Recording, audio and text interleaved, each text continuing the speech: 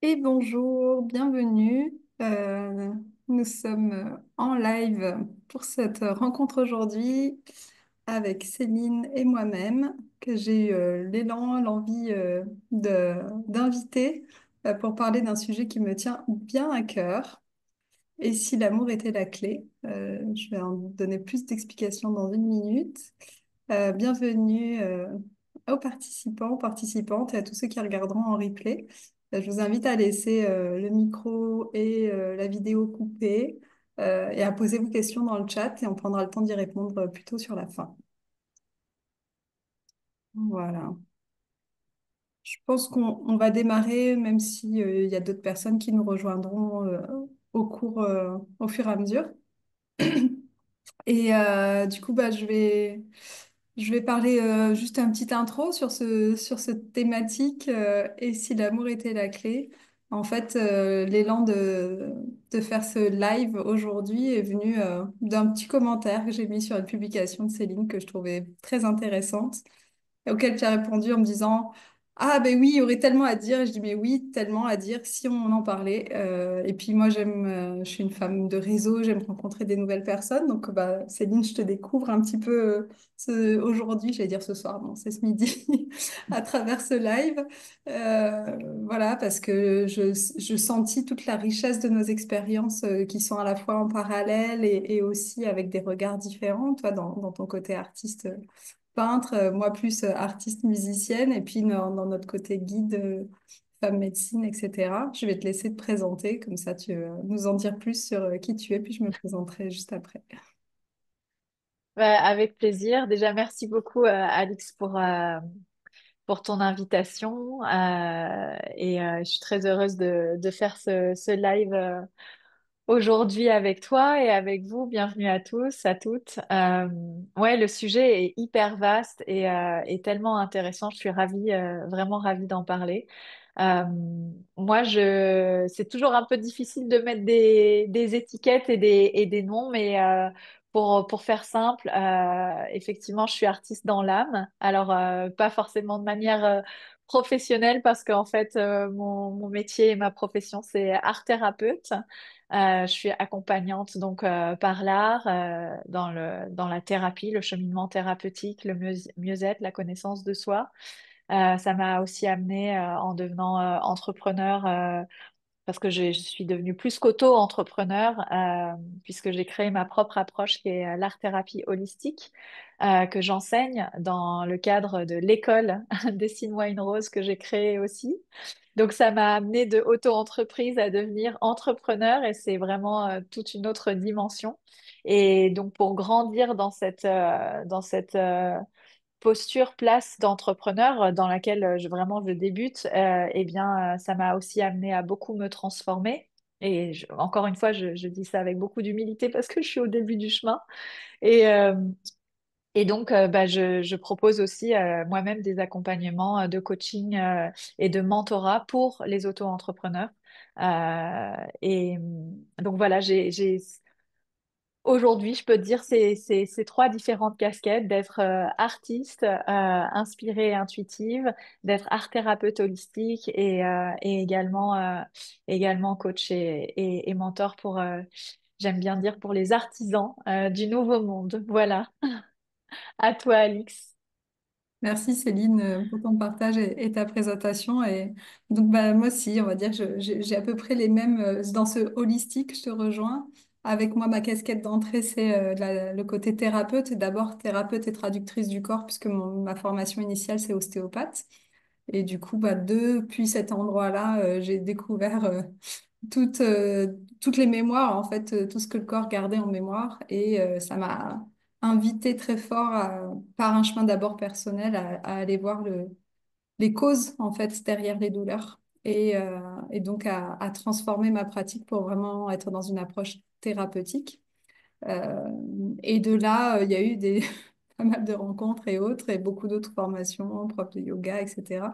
Mais le centre aujourd'hui de qui je suis et ce à quoi j'aide et ce qui fait sens pour moi, c'est aider les gens qui ont des projets à déployer, que ce soit en tant qu'entrepreneur ou des idées. Moi, j'ai créé un projet collectif aussi. Donc voilà, déployer des projets qui ont du sens et qui sentent qu'ils manquent de confiance ou de sécurité, ben, on va faire un travail sur double plan, à la fois le côté thérapeutique de qu'est-ce qui m'empêche de trouver cette sécurité. Et très souvent, bah, c'est les violences vécues, c'est les deuils non faits, c'est les relations d'emprise. Et une fois qu'on a cette sécurité, bah, comment je construis une entreprise si je veux être à mon compte, comment j'ose croire en mes rêves, comment je peux apprendre à manifester, comment je peux réparer le lien à l'argent. Voilà, il y a toute ces différentes facettes possibles. Et en parallèle de ça, ben, je suis en train d'assumer chaque jour un peu plus l'artiste musicienne que je suis, chanteuse. Voilà, et c'est une autre manière d'être au service de l'amour parce que un des points de fond de tout ce que j'aime faire et transmettre, bah, c'est d'être au service de l'amour en fait.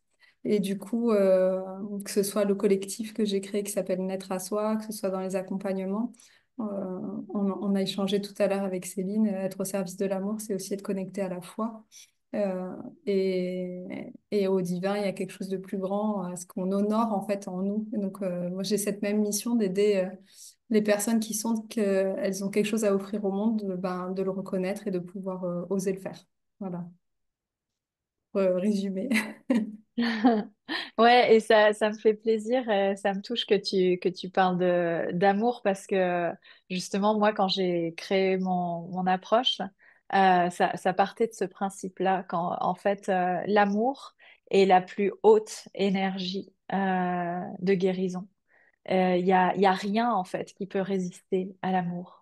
Et tout ce qui est fermé ou blessé, replié, froissé, traumatisé, sous l'énergie d'amour, en étant pétri, baigné, pénétré de l'énergie d'amour, tout se restaure et tout se répare. Et justement, quand j'ai créé mon approche, c'était vraiment avec l'amour au centre, à tout point de vue, même à la fois dans la reliance thérapeutique que vraiment la démarche de création, jusqu'à ne créer que de l'art d'amour et l'art vibratoire, qu'il soit dansé, chanté, pictural, écrit.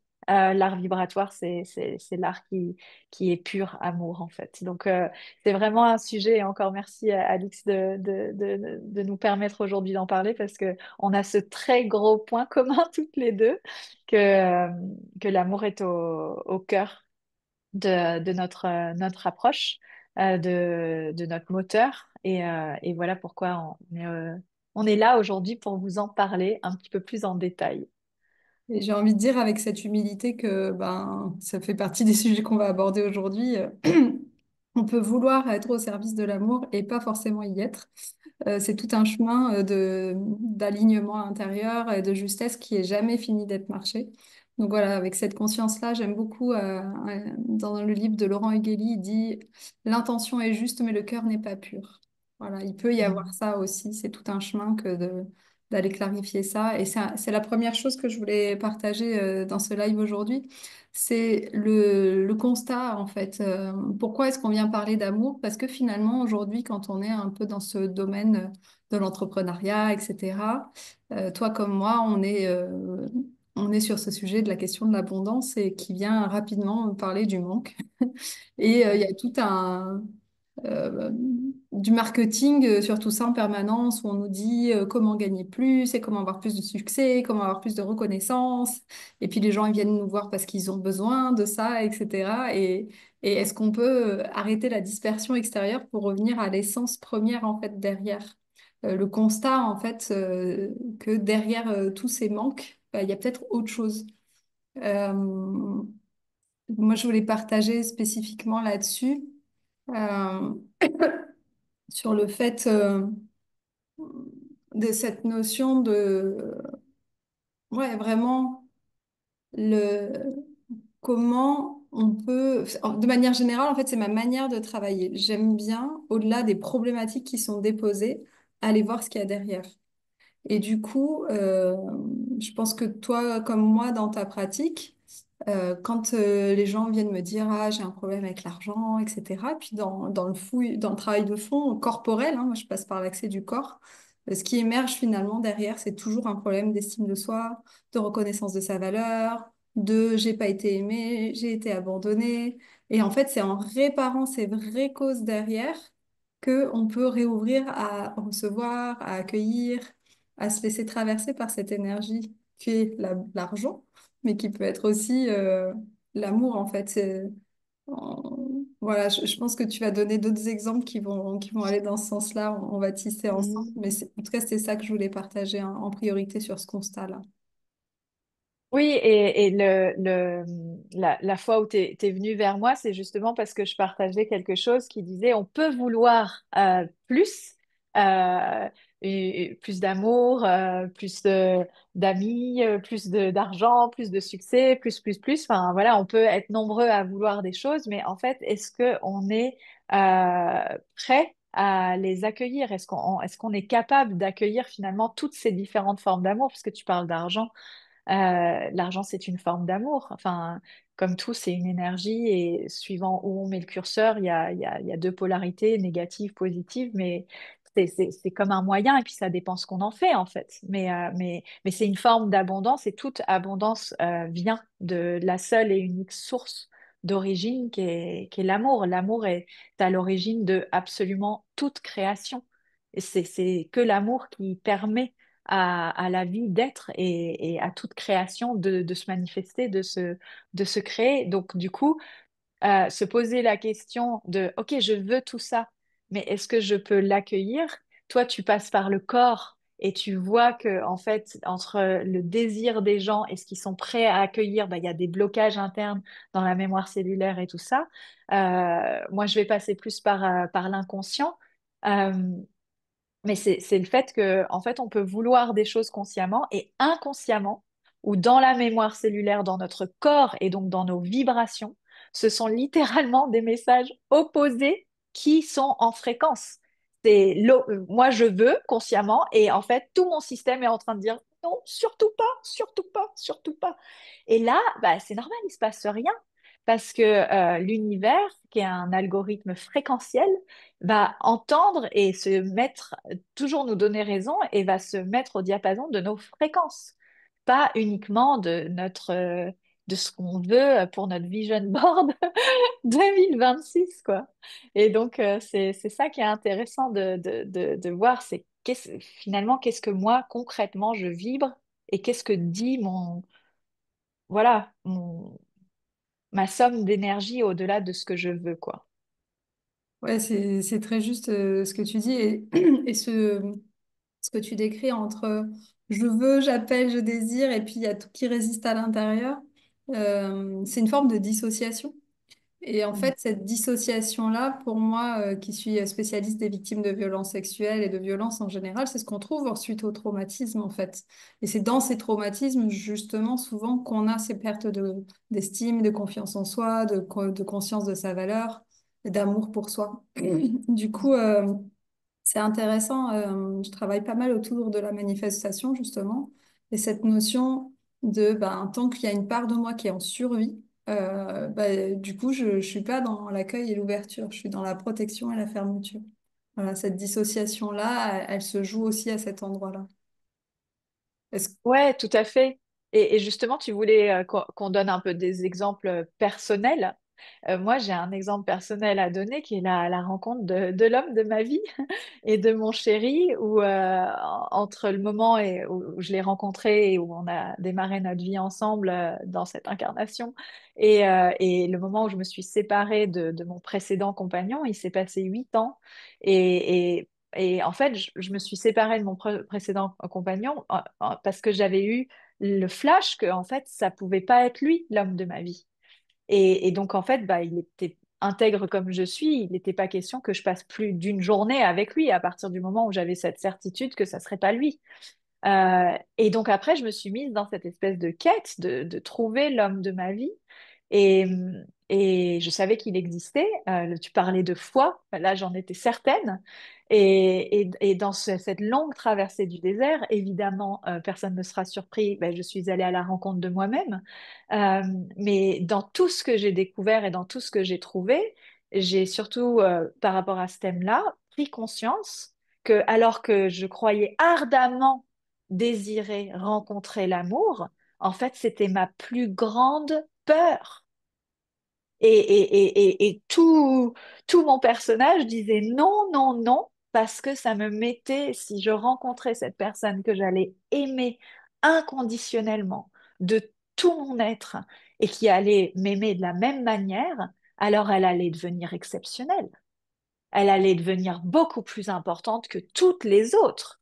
Elle allait devenir irremplaçable. Et donc, ça me mettait dans une vulnérabilité énorme si jamais il lui arrivait quelque chose et qu'elle repartait, en fait. Et, euh, et ça, connecter à ça et à ce moment-là, dire, OK, je sais que c'est ça le risque. Je sais que c'est potentiellement traverser un deuil et tout ça. Bah, j'y vais quand même, en fait. Je prends le tout. Ben là, ça s'ouvre. Et oui, cette capacité à... Alors, c'est pas le sujet du jour, mais cette capacité à faire face à nos émotions, c'est pour moi le mouvement des émotions, c'est le mouvement de la vie. Et du lors qu'on est prêt à faire face à certaines émotions, on peut se remettre dans le mouvement de la vie. On peut se remettre dans le mouvement de l'amour aussi. Ça fait partie des bases de tout ce que je propose. D'abord, on va retravailler sur comment je fais le choix de la vie, comment je peux être en lien à mes émotions. Et après, tout le reste peut s'ouvrir plus facilement. Ouais. Merci pour ton partage, c'est très touchant. Et je trouve ça beau aussi d'entendre ben, qu'une fois qu'on a conscience, on peut aussi des fois décider pour oser, quoi. Parce que parfois on est pris au piège et c'est difficile. Moi, j'ai un exemple aussi de comment l'argent, l'amour, comment tout ça, ça peut être relié. Même un contre-exemple, parce que quelque part, ce qu'on vous dit là aujourd'hui, c'est ben, ouvrez à plus d'amour pour vous dans votre vie et puis le reste suivra. Moi, j'ai fait le chemin inverse. Avec du recul, je préférerais la deuxième version. Je pense que c'est plus doux. Enfin, la première de je m'ouvre à m'aimer mieux et ensuite l'abondance arrive. Moi, j'ai suivi un coaching et comme je suis bonne élève, j'ai bien suivi le coaching. Et du coup, j'ai doublé mon chiffre d'affaires en très peu de temps. J'ai signé 20 000 € de contrat en un mois. Enfin, c'était beaucoup d'énergie qui arrivait d'un coup. Et j'ai vu tous les endroits où je n'étais pas du tout prête à le recevoir.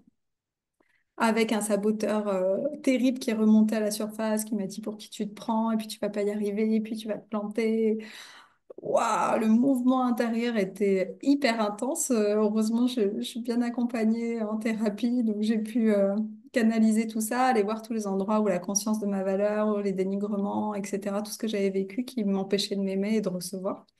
Et au bout de 6 mois, en fait, ben, ça a ouvert au contraire à d'énormes cadeaux parce que j'avais ouvert ma capacité à recevoir et aussi du coup à donner. Et c'est à ce moment-là que j'ai trouvé ma maison, que j'ai eu 50 personnes pour mon anniversaire, des milliers, beaucoup de cadeaux. Enfin, c'était énorme à recevoir et en même temps, j'étais aussi dans cette abondance de générosité, de pouvoir offrir le champagne, etc. C'était génial de vivre tout ça. Et j'ai senti, j'ai goûté à cette puissance de donner depuis l'espace du plein et plus depuis l'espace du vide. Et on est tellement nombreux à dire, mais je donne, il n'y a pas de problème, alors qu'en fait, on attend mon retour. On n'en a pas toujours conscience. Et parce qu'on a besoin de se sentir valable, besoin de se sentir aimé, etc. Et ce switch-là, il est long. Cette conscience de l'amour pour soi, ça prend du temps, en fait. Et ça fait partie, voilà, de l'autre question que je voulais amener aujourd'hui, c'était comment... C'est quoi la cause, en fait? Pourquoi on a autant de mal à s'aimer? Pourquoi on a autant de mal à recevoir? Je l'entends encore, j'écoutais un podcast hier qui disait, ah oui, alors donner, il n'y a pas de problème, mais recevoir... Voilà, pourquoi? Est-ce que tu veux me partager, toi, ton ressenti de pourquoi on a du mal Ouais. à discerner cet amour, d'où il vient, etc. Bah, déjà, par rapport à ce que tu soulignes, on peut se poser la question, comme tu dis très bien, si on a du mal à recevoir, est-ce que vraiment ça veut dire qu'on est réellement en train de donner? Parce que si on a du mal à recevoir, c'est à se demander si du coup on s'est donné. Parce qu'en fait, c'est la même énergie, donner et recevoir. Mais donc du coup, pour répondre à ta question, moi je pense que ça vient. de notre formatage, de notre conditionnement, de notre modelage. Et qu'est-ce qui fait notre modelage? Bah, c'est notre éducation dans notre enfance, la façon dont on a été aimé et dont on a appris le langage de l'amour avec nos parents. Après, avec nos frères et sœurs et avec le reste de la famille et avec les copains à l'école, avec des adultes référents, etc. Mais c'est la façon dont on a appris à rentrer en relation avec l'autre et avec soi-même. Et cet apprentissage-là, il vient du mimétisme. On est dans la pure impression quand on est tout petit et encore pendant de nombreuses années et même encore aujourd'hui euh, jusqu'à ce qu'on décide d'en prendre un peu conscience et d'essayer d'être un petit peu moins influençable et de plus en plus souverain. Mais voilà, sinon ce ne sont que des impressions permanentes. Et donc du coup, on est vachement façonné par ça. Pareil avec la société, ça dépend comment on y est exposé.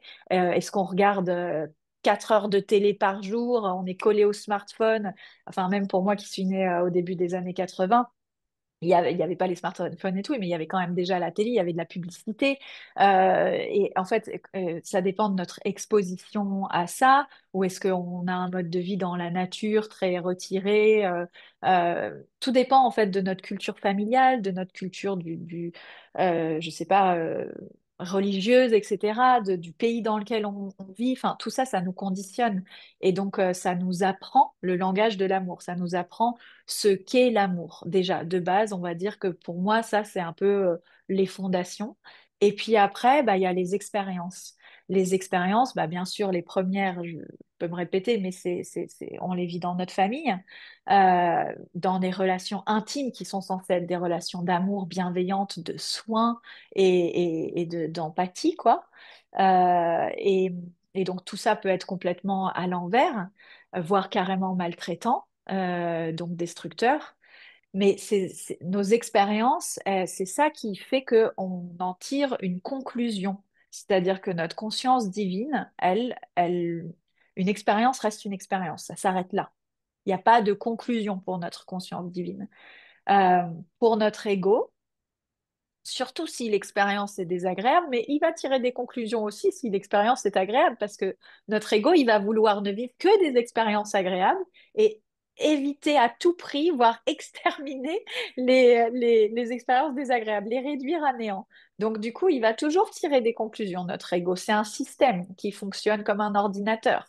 Et donc, s'il y a des expériences désagréables, inconfortables, voire douloureuses, voire carrément traumatisantes, eh bien, notre ego, il va tirer des conclusions et il va en faire des croyances qui vont souvent ne, enfin, dire des choses soit de l'autre, soit de moi, généralement des deux. Mais il y a cette phrase très connue qui dit, euh, un enfant ne cesse jamais d'aimer ses parents, par contre, il cesse de s'aimer lui-même.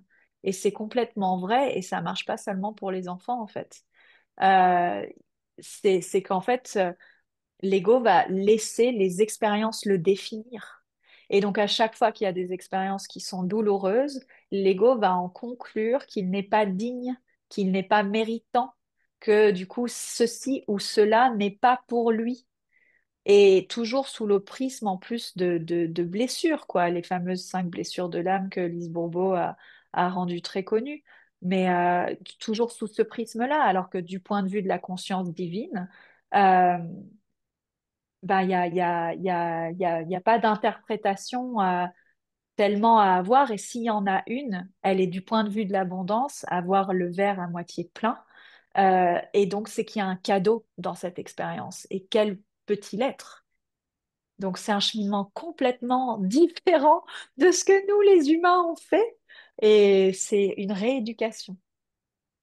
Ouais. J'aime bien cette idée de temps en temps de dire bah, je vous invite à mettre mes lunettes et pour voir les expériences de vie sous un autre prisme, à quel endroit j'ai le sentiment de subir en permanence tout ce qui m'arrive et à quel endroit je peux prendre responsabilité de ce que je suis en train de vivre, qui n'est que le miroir des croyances que j'ai acquises sur certaines expériences et qui peuvent se transformer. Et c'est ce que je te partageais, cette idée des endroits où on a l'impression de subir qui sont en lien aux endroits où on a été victime par le passé. Et comme on n'a pas toujours les ressources émotionnelles, notamment, pour aller déconstruire ces endroits où on a été victime, bah, dans le présent, on se retrouve encore dans cette sensation de subir. Au lieu de voir les expériences de la vie comme des expériences, voir, moi j'aime bien cette expression des cadeaux mal emballés. Ok, Mm. j'ai vécu ça, mais en fait derrière c'est une occasion de grandir, c'est une occasion de toucher justement cette blessure qui me pollue en permanence. Je sais pas si ça te parle, mais c'est ce que j'aime bien dans la notion du coaching, qui parfois est décriée, etc. C'est qu'on pose une direction, on avance dans cette direction, et au fur et à mesure qu'on avance dans cette direction, bah, il pop-up des expériences Mm.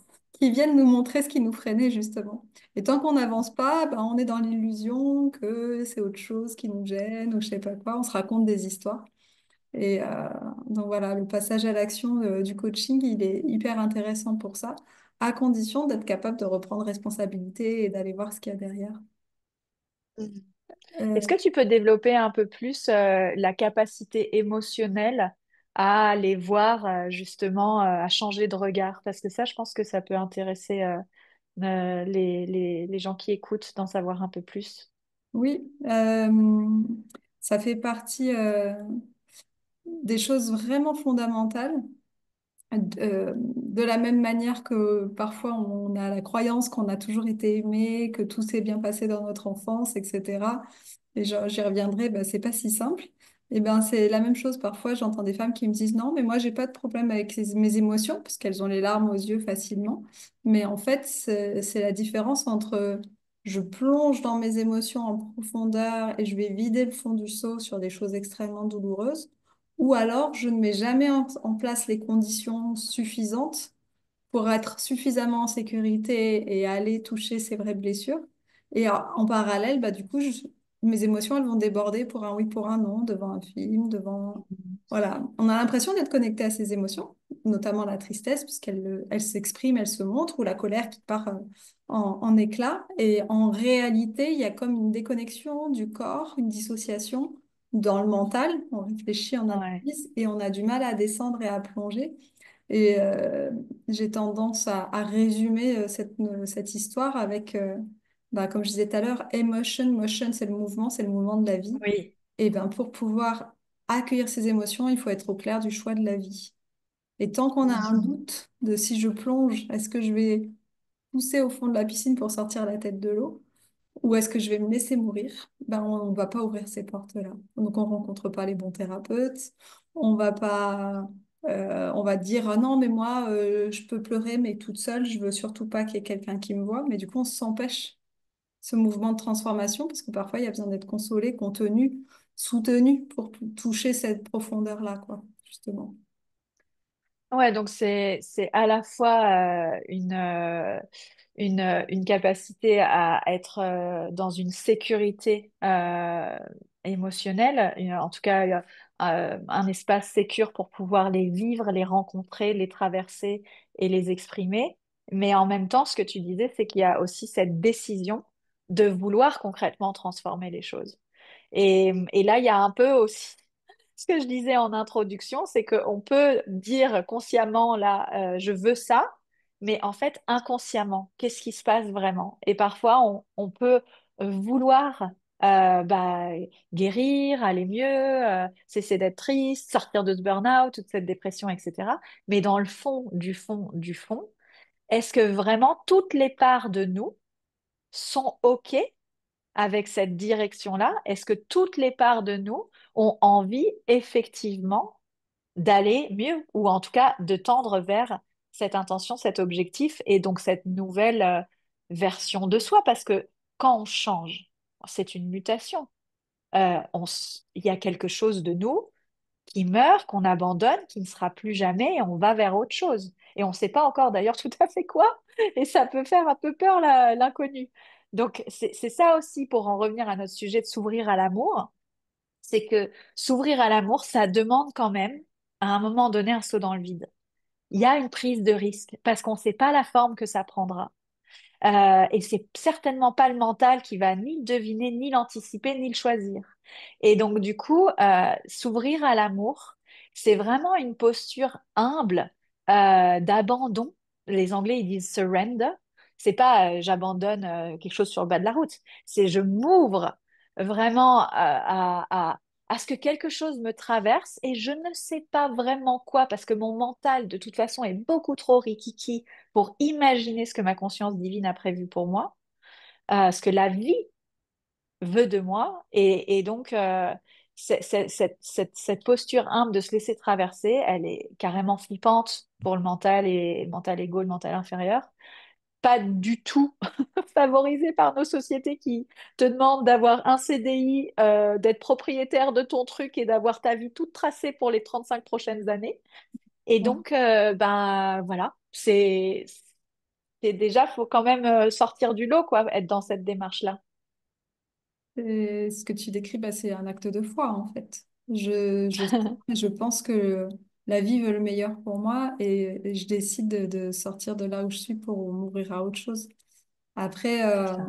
moi, je mets beaucoup de compassion sur les personnes pour qui c'est difficile encore de faire ce saut-là. Ça s'apprivoise. Mm. Et, et à la fois, ben, c'est bien de s'ouvrir à cette possibilité. C'est une phrase que j'aime beaucoup. Je m'ouvre à la possibilité de.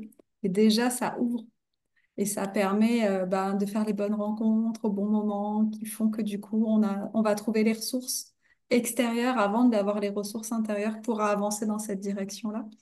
Et peut-être moi, si j'avance un peu sur la fin de notre live, je repartagerai un petit chose avant, mais des conseils qu'on peut vous partager si vous écoutez, que vous vous sentez concerné, que vous savez pas comment faire. Le conseil numéro un, c'est de demander, en fait, de demander de l'aide, d'accepter que tout seul, on n'a pas toutes les ressources. Et demander, c'est aussi, moi je dis toujours ça, hein, c'est demander à plus grand. Ok, je sais que je ne sais pas. Je sais que je n'y arrive pas. Est-ce que je peux avoir un soutien pour avancer dans cette direction, de m'aimer, de m'autoriser, etc., etc. Et du coup, pour revenir sur les causes, bah, pourquoi on est autant en galère à cet endroit-là? C'est une bonne question. Moi, en tout cas, moi, c'est mon filtre. Je te disais en Human Design, je suis challenge solver, celle qui aide à résoudre les problèmes. Et du coup, je cherche toujours les causes aux problèmes et pour pouvoir trouver des solutions. Et en fait, une autre vision que j'ai eu l'occasion de toucher de plusieurs angles, en constellation familiale, mais aussi, malheureusement, ben, souvent les gens arrivent quand ils ont perdu la foi. Et du coup, ben, des fois avec des idées suicidaires, etc., c'est pas simple, notamment sur ces sujets des violences et tout ça. Et finalement, une des choses qui nous ont coupé de l'amour qu'on n'a pas forcément en conscience, c'est subtil, c'est c'est les endroits où il y a eu des fausses couches, des IVG, des mères qui ont perdu leurs enfants, hein, des pères aussi, qui font que ben, le lien d'amour filial qui doit se transmettre de génération en génération, ben, il est bloqué par justement ces pertes. Quand on est dans le manque et la peur de perdre, ces pertes, elles ont été à l'origine parfois de pertes d'amour dans le lien filial, ce qui fait que ben, on arrive dans une famille qui normalement doit être aimante, etc., nos parents, et finalement, ben, ils ne savent pas être en lien d'amour parce qu'ils l'ont peut-être pas reçu de leurs propres parents. Et au lieu d'être dans des liens d'amour, on grandit avec la croyance que l'amour, c'est j'ai besoin de toi, que l'amour, c'est je m'inquiète pour toi, etc. Toutes ces dissonances, ces distorsions, que l'amour, pour être en lien, il faut être en conflit. Ah, là, on sent le lien, parce on sent pas le lien d'amour, alors du coup, on cherche le conflit. Et c'est notre normalité, et on reproduit ça dans des schémas de relations toxiques, dans des schémas de relations de dépendance. Moi, ça a été une grande claque de prendre conscience un jour dans ma vie qu'en fait, bah, j'avais manqué vraiment, j'avais été en pénurie à certains endroits dans mon enfance d'amour. J'avais fait un accompagnement comme ça et quand on avait fait le bilan, j'étais là, ah ouais, en fait, mais comment je suis restée en vie, en fait, finalement, quand je vois toutes ces pénuries, quoi. Et en même temps, bah, j'ai longtemps été complètement dans des histoires que je me racontais sans aucune conscience de ce manque d'amour. Parce que, au contraire, j'avais une mère présente, qui s'est toujours inquiétée pour moi. Et voilà, d'accepter que l'inquiétude, c'est pas de l'amour. Ouh, ah bon? Ah bon? Et en même temps, bah, il y a toujours de l'amour, sinon on serait pas en vie, quoi. Donc voilà. Ouais. Est-ce que toi, tu aurais envie de partager des conseils par rapport à tout ça, aux gens qui nous écoutent? Comment tu... C'est quoi la porte de sortie?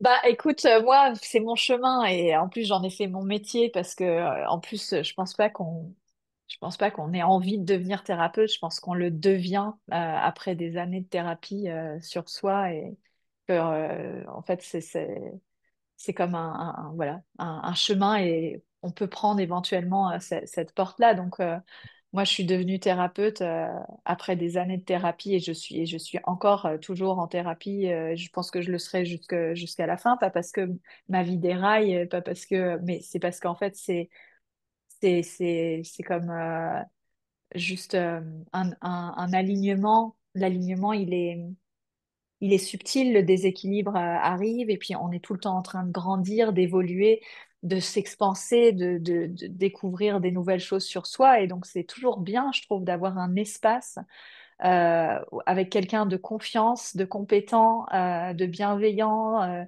d'intelligent, de cœur, d'esprit, avec qui on peut bah, cheminer en fait. Donc moi, c'est sûr que comme conseil, améliorer, enfin, avancer sur ce chemin de l'amour avec un grand A, de l'amour de soi, de l'acceptation, de la réparation. Pour moi, la thérapie, c'est hyper précieux. Et quand je parle de thérapie, je parle pas de cumuler plein d'accompagnements de 3 mois.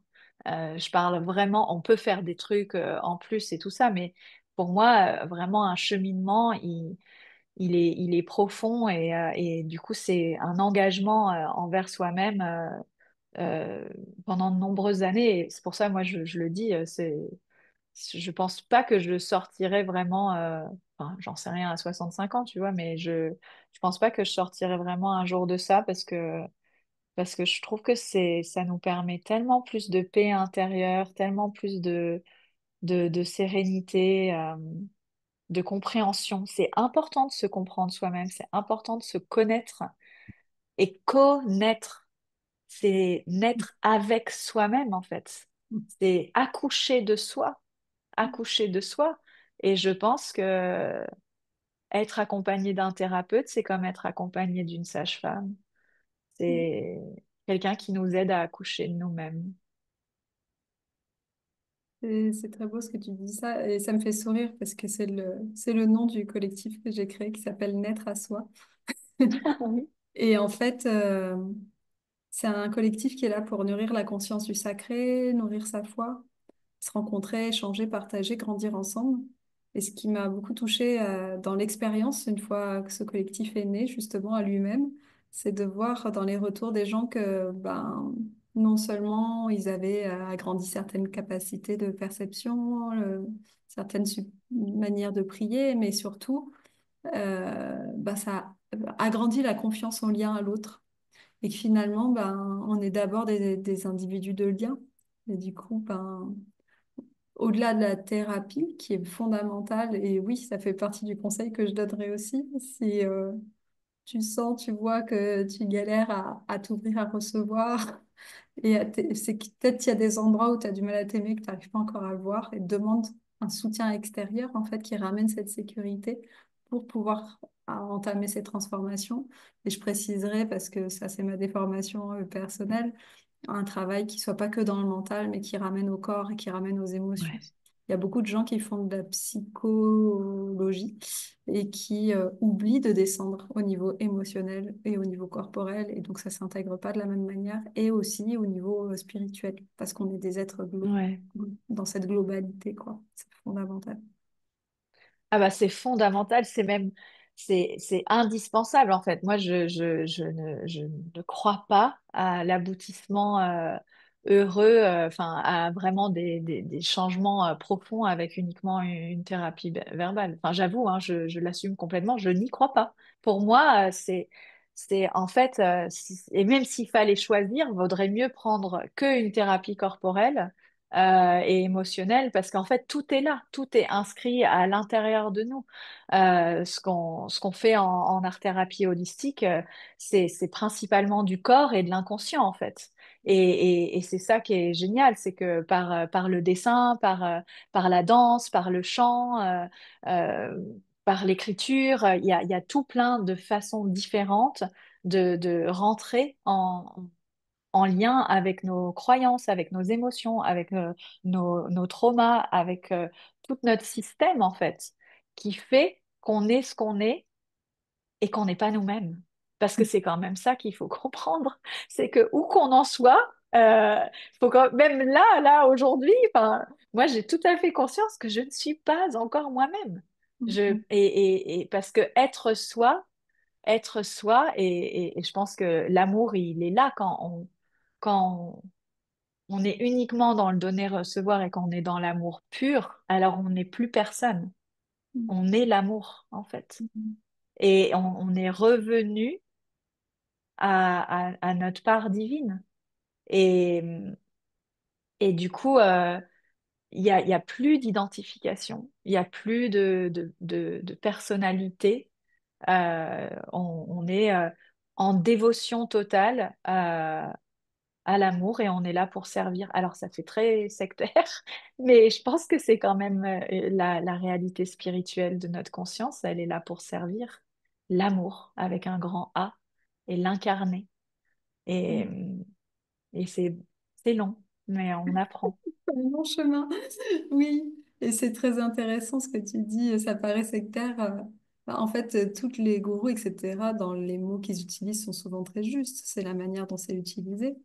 Et, Ouais, et oui, c'est fondamental. Je te partageais entre le moment où on a décidé de faire ce live et aujourd'hui, c'est passé beaucoup de temps pour plein de raisons, parce qu'on a des vies remplies.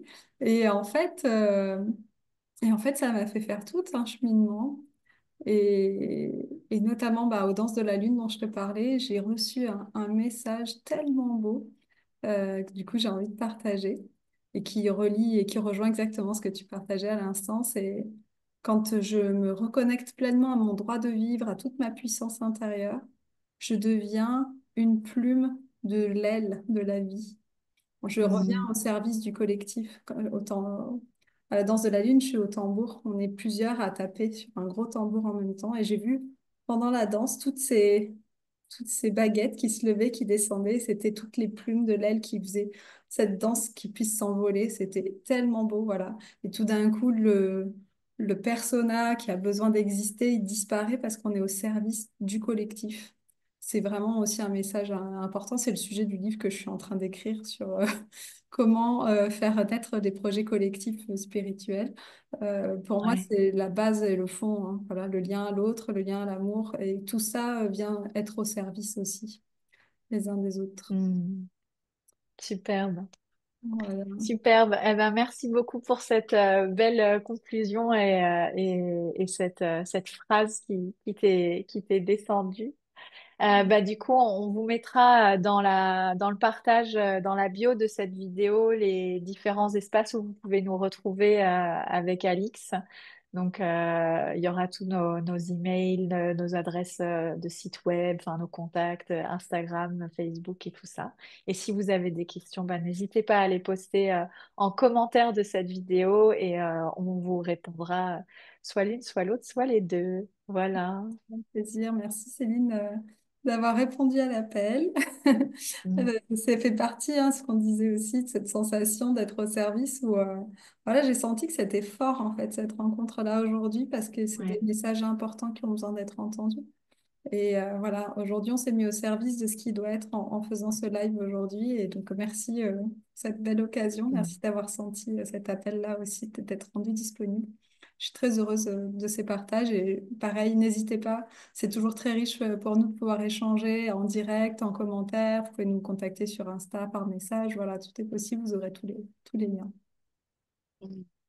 Exactement. Merci encore, Alix. Au plaisir de faire une autre vidéo sur un autre sujet. Et belle journée à tous, à toutes et à bientôt. Aimez-vous, ouvrez-vous.